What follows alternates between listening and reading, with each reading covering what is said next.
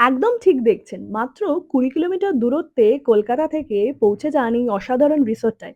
পেয়ে যাবেন মাত্র ৳২২০০ মাথাপিছুতে ৩ বেলা থাকা, খাওয়া, সাথে কিন্তু আপনি এনজয় করতে পারবেন সুইমিং পুলের মজা। সকাল ১১টার সময় আমরা চেক ইন করে প্রথমেই ফ্রেশ হতে ঢুকে পড়লাম ঘরে। কি দারুণ না ঘরটা! ফ্রেশ হয়ে আমরা চলে গেলাম বাইরেটায় ঘুরতে। এখানে কিন্তু আপনি ফিশিং এর আনন্দটাও নিতে পারবেন।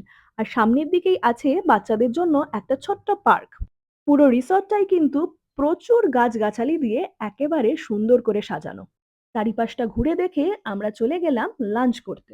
মেনুতে ছিল ডাল, আলু ভাজা, আলু ফুলকপির তরকারি, মাছের কালিয়া, আর ছিল মাটন। তারপর ছিল চাটনি, পাঁপড় আর কমলাভোগ। পরের দিন সকালবেলা আমরা নিয়েছিলাম কফি, তার সাথে লুচি, চানা মশলা আর মোয়া। তো কেমন লাগলো এই সুন্দর ব্লগটা অবশ্যই জানিও। টাটা।